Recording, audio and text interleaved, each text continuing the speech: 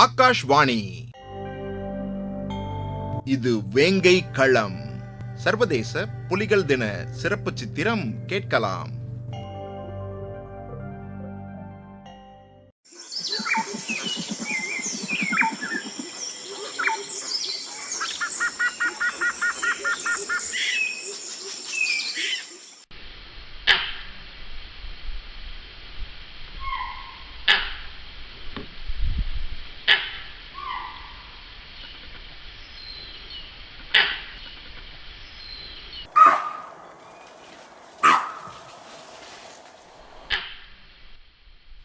இந்த ஒலி விலங்குகளின் அபாய குரல். காட்டிற்குள் புலி நுழைவதை பிற விலங்குகளுக்கு எச்சரிக்கை செய்யும் கூக்குரல்.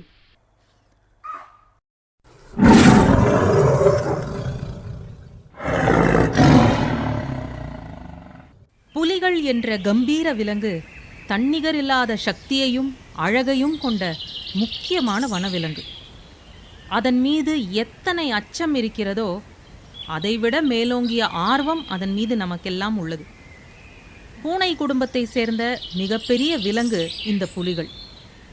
மனித கற்பனையிலும் புராணங்களிலும் கதைகளிலும் நீங்காத இடம் பெற்றுள்ளன. புலிகளின் உலகம் தனித்துவம் வாய்ந்தது. அதேபோல் அவற்றின் பண்புகளும் திறன்களும் வித்தியாசமானவை.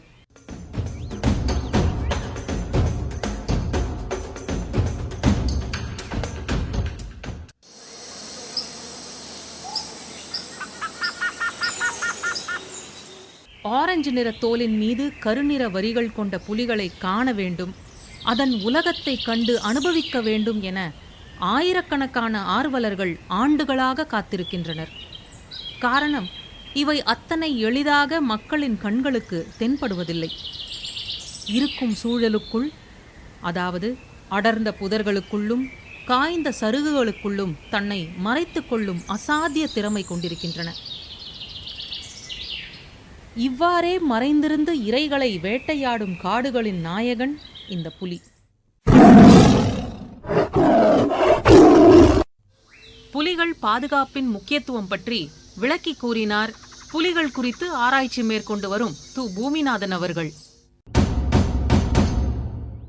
புலிகள் நம்மளுடைய கலாச்சாரத்துல ரொம்ப நெருங்கிய தொடர்பு உண்டு. கடவுளின் வாகனமாகவும் புலிகளுடைய அந்த நிகழ்வுகள் எல்லாம் நிறைய ஆர்ட் ஒர்க்ல நம்ம பார்க்கலாம். புலிகள் பல நூறு ஆண்டுகள் பழைய கால அந்த சிற்ப வடிவுகள் எல்லாம் பார்த்தா தெரியும். இரண்டாவது, புலிகள் இருக்கக்கூடிய அந்த வன உயிரினங்கள்ல ஒரு டாப் இதுல இருக்கக்கூடிய ஒரு உயிரினம். அது ஒரு அப்பெக்ஸ் பிரெடேட்டர்னு நம்ம சொல்றோம். ஒரு காடு இருக்குனாக்கா அந்த காடு ரொம்ப செழுமையானதா இருக்கு, ரொம்ப வளமானதா இருக்குன்னு சொல்லி நம்ம ஒரு டைகர் இருந்ததுன்னா அந்த வனப்பகுதி ரொம்பவே செழுமையா இருக்குங்கிறது நமக்கு உணர்த்துது. ஒரு 200 வருஷத்துக்கு முன்னாடி பின்ன போனோம்னாக்கா இந்தியாவில் மட்டுமே ஒரு 58,000 புலிகள் இருந்ததா சொல்றாங்க. அதுக்கப்புறம் இந்த 1900 ஒரு 100 வருஷத்துக்கு முன்னாடியே ஒரு 40,000 டைகர்ஸ் இருந்திருக்கு. சுதந்திரம்லாம் அடைஞ்சதுக்கு அப்புறம் பாத்தீங்கன்னாக்கா அந்த புலிகளின் எண்ணிக்கை அப்படியே குறைஞ்சிட்டே வருது. 1970 அந்த சமயத்துல பார்த்தோம்னாக்கா டைகர்ஸ் வெறும் 1800 டைகர்ஸ் தான் இருக்கு. அந்த சமயத்துல ஒரு கேம் ஹண்டிங் மாதிரி அந்த டைகரை ஷூட் பண்றது, அது பக்கத்துல நின்று படம் எடுத்துக்கிறது. ஸோ இது மாதிரி எத்தனை டைகர் ஒரு ஆளு கொண்டு இருக்காங்க அப்படிங்கிற மாதிரிலாம் அவங்க ரொம்ப ப்ரைடா நினைச்சிட்டு அது மாதிரி பண்ணிட்டே வந்திருக்காங்க. அது தவிர கேட்டில் பாப்புலேஷன் நிறைய இருந்திருக்கு. லைஃப் ஸ்டாக் நம்ம வனப்பகுதிகள் எல்லாம் அதிகமா இருந்திருக்கு.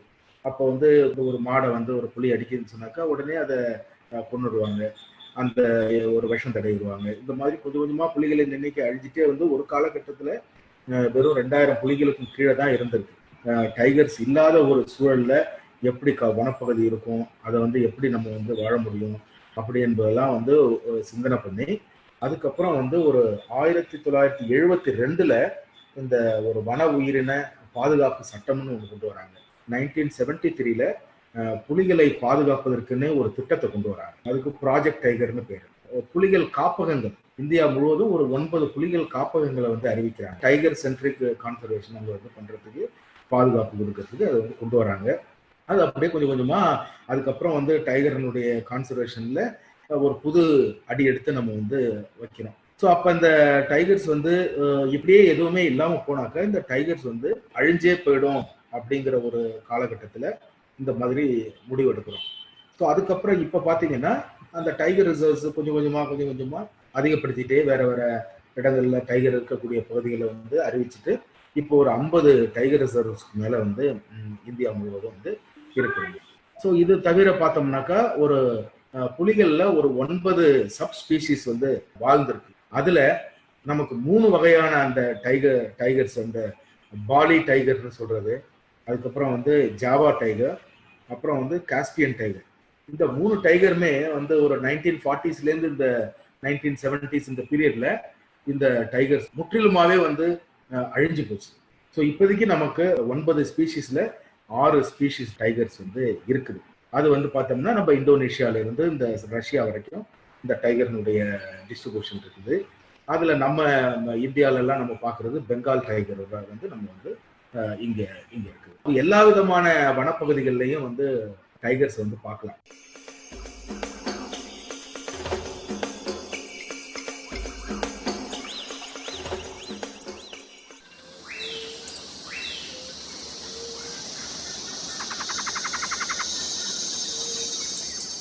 பேந்தரா டிக்ரிஸ் என்னும் உயிரியல் பெயர் கொண்ட புலிகளை ஒருமுறையாவது படம் பிடித்து விட மாட்டோமா என வனவிலங்கு ஆர்வலர்கள் காடுகள் தோறும் அந்த ஒரு நிமிடத்திற்காக ஏங்கி காத்திருக்கின்றனர். ஒரு சிலர் பல பத்தாண்டுகளில் கூட தனக்கு அப்படி ஒரு வாய்ப்பு கிடைக்கவில்லை என்ற ஏக்கத்தை வெளிப்படுத்தியுள்ளனர். என் பேர் ராஜா. நான் வந்து நான் இயற்கையை விரும்புகிறன்றோட வணங்குற ஒரு ஆளுங்க. என்னோட விருப்பமுள்ள பயணங்கள் எல்லாம் பார்த்திங்கன்னா காடுகளை நோக்கி தான் இருக்கும். ஒரு நல்ல ஒரு புத்துணர்ச்சி கிடைக்கும், ஒரு பேட்டரி ரீசார்ஜ் பண்ண மாதிரி இருக்கும். இது ஒரு காடும் எத்தனை ஆயிரக்கணக்கான லட்சக்கணக்கான கோடிக்கணக்கான உயிரினங்களை வாழ வச்சிட்டு இருக்கு. நம்மளையும் சேர்த்து அந்த மலைகள் இருக்கிறதுனால தான் நமக்கு மழைகளும் கிடைக்குது.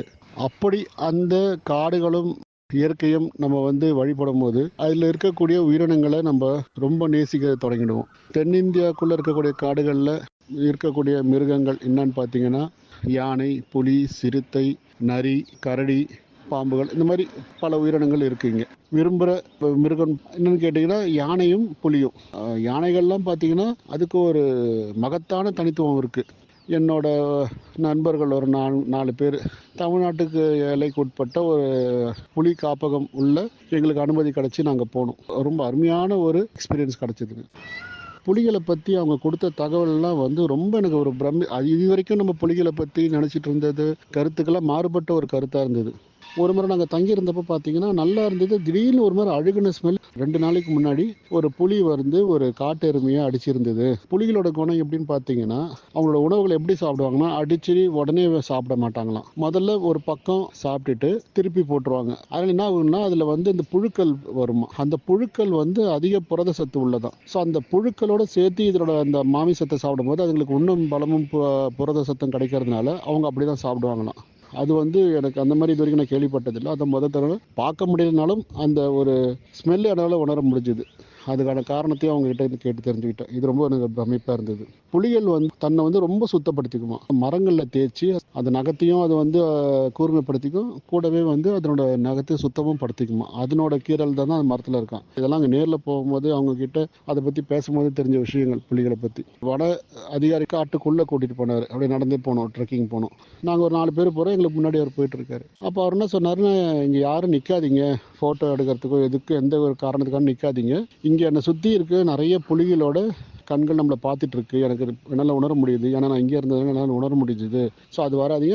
அதுங்க வந்து நம்ம கிட்ட நெருங்காது.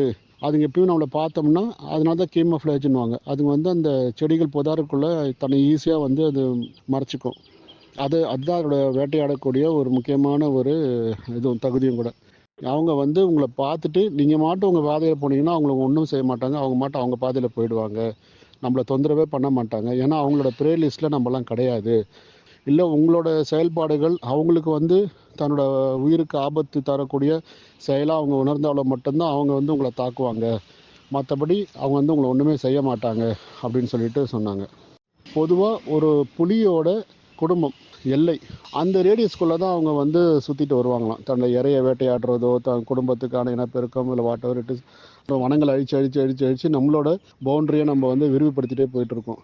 அப்போது அவங்களுக்கு இயற்கை கிடைக்கக்கூடிய உணவுகள் வந்து கிடைக்காம போகுது. பொதுவாக வந்து புலி பார்த்திங்கன்னா பசி எடுத்தால் மட்டும்தான் வேட்டையாடுமோ, இப்படி நம்ம எல்லைகளை விரிவுபடுத்தும் போது அந்த மான்கள்லாம் அந்த இடத்துலேருந்து இடம்பெயர்ந்து வேற எங்கேயோ போயிடுறாங்க. அதனால என்ன ஆகுதுன்னு கேட்டிங்கன்னா புலிகளுக்கு உணவு கிடைக்கிறதில்ல. நம்மளை வந்து அந்த ஒரு நம்மளே சில டைமில் இப்போ சாப்பிடல பசியாக இருந்ததுன்னா ஒரு கோபம் வருது இல்லைங்களா, அந்த மாதிரி ஒரு கோபத்தில் அவங்களுக்கு உணவும் தேவைன்றதுனால மனிதர்கள் அடித்து சாப்பிடுவாங்க. தொடர்ச்சி அவங்க என்ன பண்ணுறாங்க, அதையே அவங்களோட பழக்கமாக்கிக்கிறாங்க. அது அந்த மேனீட்டர் அந்த ஒரு சில பகுதிகளில் மட்டும் இருக்குது தான் அந்த மாதிரி நடக்குது. எல்லா இடத்துல இருக்கக்கூடிய புலிகளும் அந்த மாதிரி மேனீட்டர் ஆகிறது கிடையாது. இந்த சிட்டி லைஃப்லேயே வாழ்ந்து நமக்கு அந்த மாதிரிலாம் கேட்கும் போது ஒரு ஆச்சரியமாக இருந்தது. அதோட குட்டியை எங்கன்னா தவற விட்டுருச்சுன்னா அந்த குட்டியை தேடுறதுக்கு அந்த மாடு எப்படி காத்துதோ அந்த மாதிரி தான் ஒரு குரலை அது கொடுக்குமா. மாடு கத்துற மாதிரி ஒரு சத்தம் வித்தியாசமாக கேட்டு அதுவும் அந்த புலியோட சத்தம்ன்றது எங்களுக்கு ரொம்ப ஆச்சரியமாக இருந்தது. இதுவுமே எனக்கு வந்து ஒரு சுவாரஸ்யமான ஒரு வித்தியாசமான தகவலாக இருந்தது. ஸோ இந்த மாதிரி பல குணாதிசயங்கள் பல ஆச்சரியங்களை கொண்ட ஒரு இனம் நம்மளோட புலி. அதை வந்து வேட்டையாடாமல் அதை பாதுகாத்து அவங்க இடத்துக்குள்ளே அவங்கள போய் நம்ம தொல்லை பண்ணாமல் அவங்கள காக்க வேண்டியது நம்ம கடமை, நம்ம பொறுப்பு. வணக்கம்.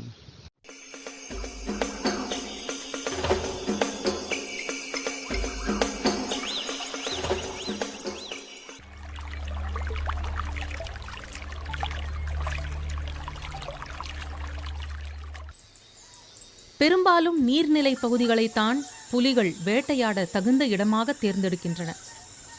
புலிகள் தங்கள் பிராந்தியங்களை பிற புலிகளுக்கு விட்டுக் கொடுப்பதே இல்லை. கிட்டத்தட்ட 150 சதுர கிலோமீட்டர் வரை ஒரு புலியின் ஆட்சி பகுதி நீண்டு விரிந்திருக்கும்.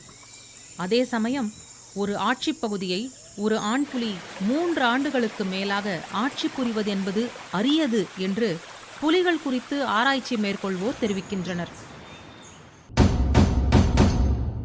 புலிகளை பொறுத்த அளவுக்கு ஒரு சூழல் அதுக்கு வந்து நல்லா இருந்ததுன்னு சொன்னாக்கா அந்த இடத்துல அதுக்கு தேவையான காட்டு எருமைகள், காட்டு மாடுகள், மானினங்கள் இதெல்லாம் நிறைய அதிகமா இருந்ததுன்னா அங்க வந்து அதுக்கு தேவையான சூழல்கள் அமைச்சு கொடுத்தோம்னாக்கா டைகர்ஸ் வந்து நிச்சயமா அங்க வந்து நல்ல நல்ல இல்லாத இடங்கள்ல கூட புதுசா நம்ம டைகர்ஸ் வந்து வரும். ஏன்னா நம்ம கண் கூட பார்த்துருக்கோம் இந்த பகுதியில நம்ம லேண்ட்ஸ்கேப்ல இங்க இருக்கக்கூடிய இந்த தமிழ்நாடு பகுதிகளில் வந்து பார்த்தோம்னாக்கா இந்த கிழக்கு தொடர்ச்சி மலையில சத்தியமங்கலம், ஈரோடு இந்த பகுதிகள் எல்லாம் புலிகள் வந்து ஒரு 2000க்கு முன்னாடி எல்லாம் பாத்தீங்கன்னா புலிகள் ஒன்றும் பெருசா பார்க்க முடியல. அங்கெல்லாம் நிறைய மாடுகள் வளர்ப்பு, நிறைய வந்து பட்டி மாடுகள் எல்லாம் காட்டுக்குள்ளார இருந்துச்சு. சின்ன சின்ன மாட்டு பட்டிகள்லாம் வச்சுட்டு அங்கெல்லாம் நிறைய மாடு வளர்த்துட்டு இருந்தாங்க. நூற்றுக்கணக்கான மாடுகள் இருக்கும். ஸோ அதெல்லாம் காடுகள்ல போயிட்டு மேய்ஞ்சி அங்கெல்லாம் வந்து இருக்கக்கூடிய அந்த புல் பூண்டுகள் எல்லாம் வந்து சாப்பிட்டு தொடர்ச்சியா அந்த பகுதியை வந்து ஒரு ப்ரெஷரை உண்டு பண்ணிட்டு இருக்கும்போது அங்க வந்து புலிகள் வாழ்வதற்கான ஒரு சூழல் இருக்காது. அங்க வந்து நேச்சுரல் பிரே, அந்த சாப்பிடக்கூடிய மானினங்களோ காட்டு எருமைகளோ அதெல்லாம் வந்து காட்டு மாடுகளோ அதெல்லாம் அங்க வந்து ரொம்ப இருக்காது. இதெல்லாம் நம்ம இங்க இருக்கக்கூடிய இந்த மிலான்னு சொல்றது கடமான், பெரிய வகை மான், புள்ளிமான், இதெல்லாம் எண்ணற்ற மான்கள் ஒரு பகுதியில் இருக்குன்னு சொன்னாக்கா அந்த பகுதியில நம்ம வந்து புலிகள் வாழ்வதற்கான ஒரு சூழல். இந்த காட்டுப்பன்றி, கேளையாடு, 4 கொம்பு மான், வெளிமான், ஸோ இப்படி வந்து ரேஞ்ச் ஆஃப் அது வந்து ஒரு புலிகள் வந்து பாத்தீங்கன்னா ஒரு பெரிய மாடுகளை மட்டும்தான் அடிக்கும் அப்படின்னு இல்லை. பெரிய வகையில இருந்து சின்ன முயல் வரைக்கும், ஈவன் இங்க பாத்தீங்கன்னா ஒரு முள்ளம்பன்னியை கூட வந்து டைகர் வந்து சில சமயம் ஹண்ட் பண்றது. ஈவன் இந்த டைகர்ஸ் வந்து அதனுடைய கூட பிறந்தது, அதனுடைய குட்டிகள், அதை கூட அதனுடைய எல்லை அதுக்குன்னு அதனுடைய வளர்ந்து போனதுக்கு அப்புறம் அதனுடைய எல்லையில வந்து அதை அனுமதிக்காது, ஷேர் பண்ணாது, துரத்தி விட்டுரும். ஸோ புலிகளை பொறுத்த அளவுக்கு அந்த குட்டியை வந்து வளர்த்து அதை வந்து ஒரு தனித்து அது ஒரு இண்டிபெண்டா வர வரைக்கும், அந்த 2 வயசு கொண்டு வர வரைக்கும் ஒரு பெரிய சிரமமான இது. அந்த மேல் டைகர்ஸ் வந்து பாத்தீங்கன்னா அந்த குட்டிகளை வந்து வேற ஒரு ஆண் புலிக்கு பிறந்த குட்டிகளா, அதனுடைய குட்டிகளா இருந்ததுனாக்கா வேற மற்ற ஆண் புலி வந்து சமயம் கிடைக்கும் போது அதை வந்து அடிச்சு கொன்னுடும். ஸோ அதனால பெண் புலி இல்லாத சமயத்துல அந்த சின்ன குட்டிகள் இருக்கக்கூடியதை பார்த்ததுன்னா கொன்னுடும். ஏன்னா அப்ப வந்து திரும்ப இந்த பெண் புலி வந்து திரும்பவும் வந்து அந்த இனப்பெருக்க ஒரு சூழலுக்கு வரும். அந்த சூழல் வரும்போது திரும்ப இந்த டைகர் வந்து அதுக்கு ஒரு மேட்டிங் சான்ஸ் கிடைக்கும் அப்படிங்கிறது அதனுடைய ஜீனை வந்து அந்த பாப்புலேஷன்ல கொண்டு வரதுக்கு அது வந்து பார்க்கும். ஸோ அதனால அந்த வயசுல வந்து அந்த குட்டிகள் வந்து வளர்ந்து வர்றதுங்கிறது வந்து ரொம்ப ரொம்ப சிரமமான ஒரு காலகட்டம். அந்த டெரிட்டரியை எப்படி இதை டிஃபெண்ட் பண்ணுது? ஒரு டெரிட்டரி இருக்குன்னா அந்த டெரிட்டரி ஆக்டிவா இருக்குன்னு சொல்லிட்டு எப்படி நம்ம தெரிஞ்சுக்கலாம்னு அது வந்து பாத்தீங்கன்னா, அந்த டைகர்ஸ் வந்து அதனுடைய டெரிட்டரியை சுத்தி டிஃபெண்ட் பண்ணிட்டே இருக்கும், சுத்தி வந்துட்டே இருக்கும். அதுல வரும்போது ஒரு குறிப்பிட்ட இடங்களை வந்து அது தேர்வு செஞ்சிருக்கும். அந்த குறிப்பிட்ட இடங்கள் அந்த மரங்கள்ல யூரின் ஸ்ப்ரே பண்ணும். அந்த போயிட்டு அந்த பின்பக்கத்துல இருந்து அப்படி யூரின் ஸ்ப்ரே பண்ணிட்டு போகும். மற்ற டைகர்ஸ் அந்த பகுதியில வரும்போது அந்த ஸ்மெல்ல வந்து மோந்து பார்க்கும். ஒரு டைகர் இன்னொரு டைகரினுடைய யூரின் ஸ்மெல்ல ஈஸியா அதை மோப்பம் பிடிச்சிட்டு அந்த டைகர் ஆக்டிவா இந்த ரேஞ்சில் இருக்குங்கிறத வந்து தெரிஞ்சுக்கும். ஸோ மரங்களை பொறுத்த அளவுக்கு இந்த பெரிய பெரிய மரங்கள் இருக்கும், இந்த நகங்களால கீறும். ஸோ இதெல்லாம் வந்து ஒரு டைகர் அங்க வரும்போது அதுக்கு வந்து விசிபிளா பார்த்து தெரிஞ்சுக்கலாம். இன்னொன்னு, இந்த மரத்துல எல்லாம் வந்து உங்களுக்கு யூரின் ஸ்ப்ரே பண்ணிட்டு போகும்போது இது ஒரு கெமிக்கல் கம்யூனிகேஷன், விசிபிள் கம்யூனிகேஷன். அப்புறம் வந்து பாத்தீங்கன்னா அது வந்து ஒரு கத்தும், அந்த வோக்கலைசேஷன். அது வெளியில வந்து டிஃப்ரெண்ட் கிரவுலிங் சவுண்டு, ரோரிங் சவுண்டு, அந்த மாதிரி நிறைய சவுண்டு கூட வந்து டைகர்ஸ் ஒண்ணுக்கு ஒண்ணு கம்யூனிகேட் பண்ணிக்கும். இப்போ ஒரு கிட்டத்தட்ட ஒரு 3000 புலிகள் பக்கம் இந்தியாவில் இருக்கு. இது வந்து பாத்தீங்கன்னாக்கா நேஷனல் டைகர் கன்சர்வேஷன் அத்தாரிட்டின்னு இருக்கு, தேசிய புலிகள் பாதுகாப்பு ஆணையம். அவங்க வந்து ஒவ்வொரு 4 ஆண்டுகளுக்கு ஒரு முறை வந்து என்ன செய்யறாங்கன்னா புலிகளை பத்தி கணக்கெடுப்பு எடுக்கிறாங்க. புலிகள் கணக்கெடுப்பு இந்த டைகர் ரிசர்வ்ஸ்ல மட்டும் இல்லாம மற்ற எங்கெங்கெல்லாம் டைகர் இருக்கக்கூடிய ஃபாரஸ்ட் டிவிஷன்ஸ்ல இந்த புலிகளை வந்து கணக்கெடுப்பு எடுக்கிறாங்க. அப்படி எடுக்கும்போது பாத்தீங்கன்னா ஒரு 4 மேஜர் ரீஜியன் இருக்கு. ஒன்று வெஸ்டர்ன் காட்ஸ், நம்ம இருக்கக்கூடிய இந்த மேற்கு தொடர்ச்சி மலை, கிழக்கு தொடர்ச்சி மலை, அப்புறம் அந்த சென்ட்ரல் இந்தியா ஈஸ்டர்ன் காட்ஸு, அதுக்கப்புறம் சுந்தரவன காடுகள், அப்புறம் நார்த் ஈஸ்ட் லேண்ட்ஸ்கேப்பு, அதுக்கப்புறம் பார்த்தீங்கன்னா அந்த ஹிமாலயாஸ், அந்த ஷிவாலிக் ஹில்ஸ், கேஞ்சட்டிக் பிளைன்ஸு, இதிலெல்லாம் வந்து டைகர்ஸ் வந்து இருக்கக்கூடிய இடம். சென்ட்ரல் இந்தியாவில் அதிகமான டைகர்ஸ் இருக்கு, 1000 டைகர்ஸ்க்கு மேலே. வெஸ்டர்ன் காட்ஸில் கிட்டத்தட்ட ஒரு 1000 டைகர் பக்கம் இருக்கு. அதாவது ஒரு பாப்புலேஷன் இருக்குன்னா அது வந்து ஒரு கனெக்டட் லேண்ட்ஸ்கேப்ல இருக்கும்போது அது வந்து ரொம்ப ரொம்ப காலத்துக்கு அந்த பாப்புலேஷன் வந்து நல்லா இருக்கும், ரொம்ப காலத்துக்கு கொண்டு போக முடியும். எங்க அழிஞ்சாலுமே இங்கதான் வந்து லாஸ்டா இந்த இடத்துல இங்க இருக்கும். ஆனா சில இடங்கள்ல பாத்தீங்கன்னா அதிகமான எண்ணிக்கையில இருந்தாலும் ஒரு ஒரு ஒரு கனெக்டட் லேண்ட்ஸ்கேப் இல்லாம ஒரு ஐசோலேட்டட் பாப்புலேஷன், ஒரு தனிமைப்படுத்தப்பட்ட ஒரு பாப்புலேஷன் இருந்ததுன்னா அங்க வந்துட்டு அந்த இது வந்து கொஞ்சம் கொஞ்சமா அழிய நேரிடும். ஸோ அதனால இது ஒரு முக்கியமான ஒரு ஒரு விஷயம்.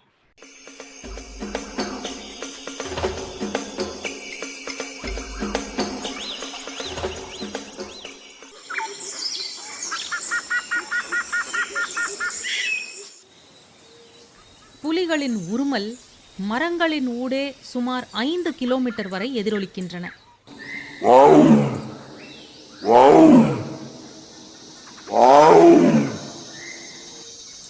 புலிகளுக்கிடையில் தங்கள் பிராந்தியங்களை பாதுகாப்பது, இரைகளை வேட்டையாடுவது, அங்குள்ள பெண் புலிகளோடு புணர்வது என்பன போன்ற விஷயங்களுக்கு மிக கடுமையான சண்டை நேரிடுகிறது.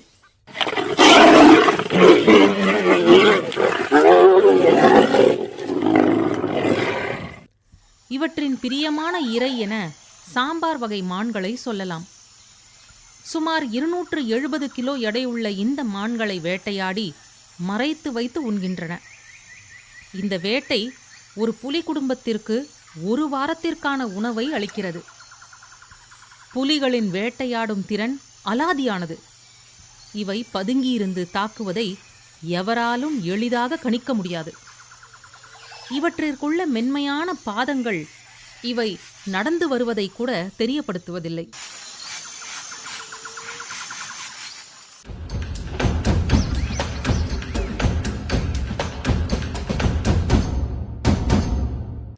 பொதுவாக தனிமையையே விரும்பும் புலிகளை கூட அச்சுறுத்துவது மனித வேட்டைக்காரர்களும் காட்டு நாய்களும் தான். புலிகள் தண்ணீருக்குள் அதிக நேரம் இருந்து தங்களை குளிர்வித்துக் கொள்ளும் தன்மையுடையவை. மாறும் பருவங்களுக்கேற்ப தனது வேட்டையாடும் விதங்களை ஒரு புலி மாற்றிக்கொள்கிறது. ஒரு பெண் புலி தனது வாழ்நாளில் சராசரியாக 12 குட்டிகளை ஈன்றெடுக்கிறது. தாய்ப்புலியுடன் குட்டி புலிகள் 2 வயதை எட்டும் வரை தனது வாழ்க்கைக்கு தேவையான திறமைகளை கற்றுக்கொண்டு வாழ்கின்றன. பின்னர் வேறு பகுதிகளை நோக்கி அவை பிரிந்து சென்று விடுகின்றன. பொதுவாக புலிகள் வேட்டையாடும் எந்த ஒரு சந்தர்ப்பத்தையும் விடுவதில்லை. குறிப்பாக குட்டிகளை கொண்டுள்ள தாய்ப்புலிகள் வேட்டையாடும் கடமைக்கு ஓய்வு கொடுப்பதே இல்லை. தண்ணீரில் சுலபமாக நீந்தும் திறன் கொண்டதனால் இவை அங்கும் வேட்டையாடுகின்றன. பெரும்பாலும் இருள் சூழ்ந்த இரவுகளில்தான் புலிகள் வேட்டையாட விரும்புகின்றன. வேட்டையாடப்பட்ட மாமிசத்தில் 34 கிலோ வரை ஓரிரவில் உண்ணும் திறன் கொண்டவை. பசியில்லாத போது இவை வேட்டையாடுவதும் கிடையாது. இவை பொதுவாக வாரத்திற்கு ஒரு முறை மட்டுமே உண்ணும் வழக்கம் கொண்டுள்ளன. அதே சமயம் 10 வேட்டை முயற்சிகளில் ஒன்றுதான் பெரும்பாலும் வெற்றி அளிக்கிறது.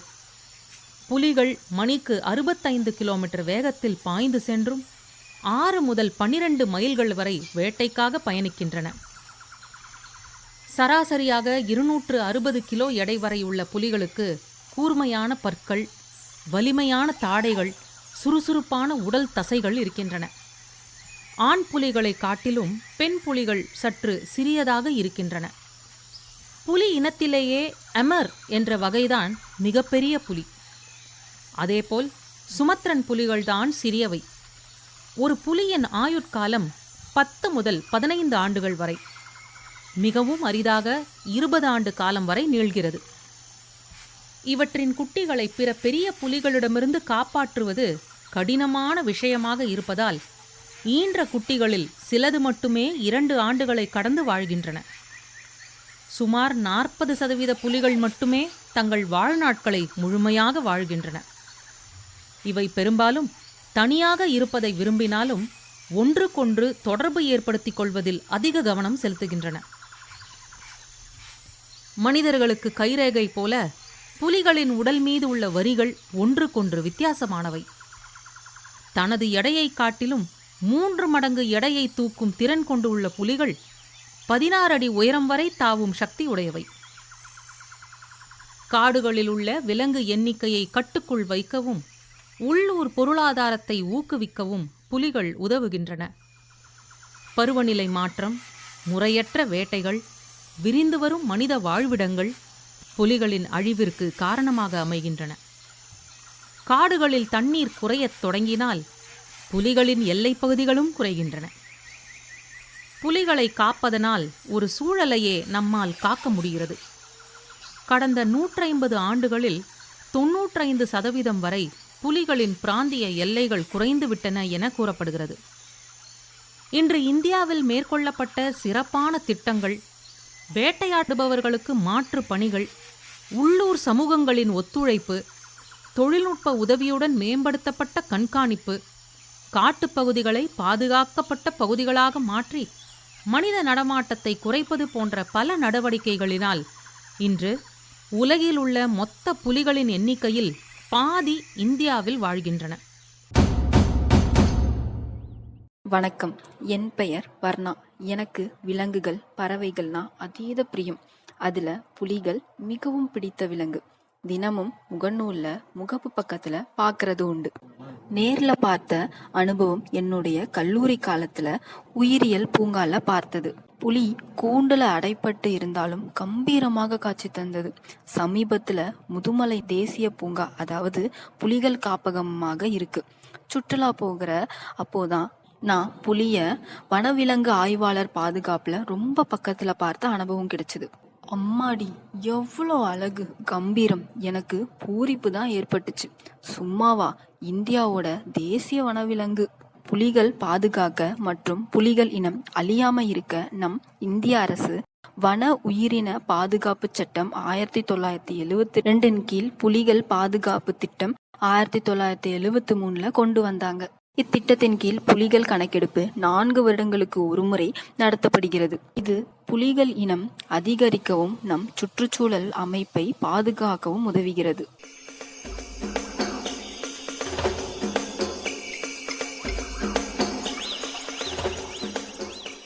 பெரும்பாலான நாடுகளில் காடுகளில் உள்ள புலிகளின் எண்ணிக்கையை காட்டிலும் விலங்கியல் பூங்காவில் அடைத்து வைக்கப்பட்டுள்ள புலிகளின் எண்ணிக்கை அதிகமாக இருக்கின்றன என புள்ளி விவரங்கள் தெரிவிக்கின்றன. நாம் புலிகளை இழக்க நேர்ந்தால் ஒரு சூழல் தன்மையையே இழந்து விடுகிறோம் என்பதால் எவல்யூஷனரி சேஞ்ச் என சொல்லப்படும் பேரழிவிற்கு பிறகு நமக்கு புலிகள் என்ற இனம் மீண்டும் கிடைப்பதற்கு வாய்ப்பே இல்லை என சூழலியலாளர்கள் கூறுகின்றனர். சர்வதேச புலிகள் தினம் புலிகள் குறித்த புரிதல்களை மனிதர்களுக்கு ஏற்படுத்தவும் அவற்றை பாதுகாப்பதன் முக்கியத்துவம் குறித்த விழிப்புணர்வை ஏற்படுத்தவும் கொண்டாடப்படுகிறது. பலம், ஆற்றல், எதிர்த்தெறிதல் போன்றவற்றின் அடையாளமாக விளங்கும் புலிகள் தற்போது இந்தியாவின் அடையாளமாக திகழ்கின்றன. அற்புத படைப்புகளான புலிகளை காப்போம், சூழல் வளங்களை போற்றுவோம் என உறுதியேற்போம்.